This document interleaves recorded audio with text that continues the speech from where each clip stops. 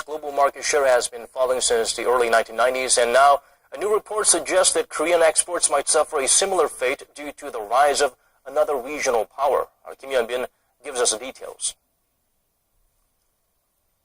China's growing competitiveness in international trade is hurting Korean exports. That's according to a report released Tuesday by the Korea Development Institute. Traditional strengths like high-end TVs, audio recording, and telecommunications are under attack as Chinese technology catches up, cutting Korea's advantage by 50%. The drop in global market share for exports of machinery and information processing equipment was even more severe, a fall of about 70% over the last decade. The report also noted that Korea's current export pattern looks very similar to what happened in Japan in the early 90s. Back then, the country claimed roughly 1/10 of the total global market share, with machinery and transportation equipment leading exports. Machinery and transportation equipment are relatively easy for late-starting nations to catch up to. Japan was dominant in this area, but Korea was able to catch up.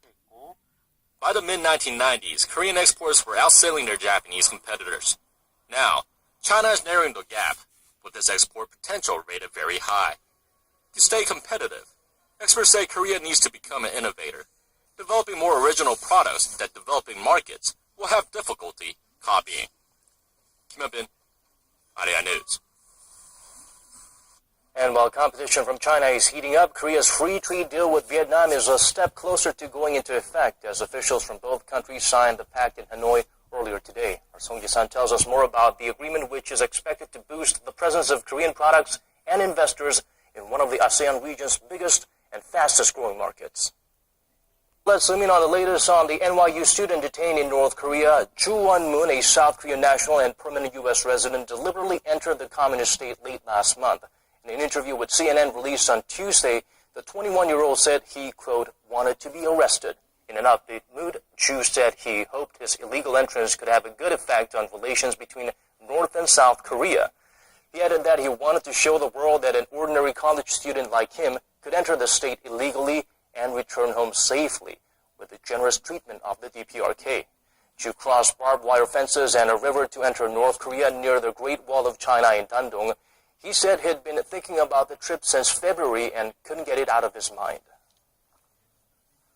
In other news, the UN's top official on refugees has stressed that saving the lives of African migrants attempting to make the dangerous journey across the Mediterranean is an ethical obligation for the international community. In an interview with Yonhap News Agency on Tuesday, the UN's High Commissioner for Refugees, Antonio Guterres, urged members of the European Union to revise their immigration systems and streamline visa procedures so migrants are processed quickly and are allowed to stay in Europe. Guterres was speaking a matter of days after some 3,700 migrants from across northern Africa were rescued from boats near the coast of Libya. The Korean military offers several MREs or ready-to-eat meals, but they've long been criticized for lacking variety and being rather bland. Our Na Young-kyung has some good news for the troops. The military's top brass have decided to spruce up the menu. Take a look. In the U.S., military ration packs used to be called meals ready to expel instead of meals ready to eat, and things haven't been much different in Korea. The history of the Korean ration pack goes back to the 1960s when Korea sent more than 300,000 troops to fight in the Vietnam War. Since then, the quality and variety of the meals have come a long way. Currently, the Korean Army has 4 types of ration packs for its soldiers, categorized by the way the meals are made.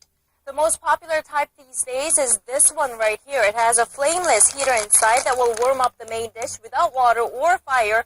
All you need to do is pull this string right here, wait a few minutes, then voila, your food is ready to go. But there's always room for improvement. For one, many servicemen point to a lack of variety in the meals. Although there are 11 main dishes right now, the soldiers say some of them are very similar to each other and there's really no option for vegetarians. But all that's about to change. The military says it's planning to expand the options by increasing the number of dishes to 36, including curry and Korea's iconic bibimbap. They will also bring in existing outdoor camping products that are more affordable than packs currently used in the military.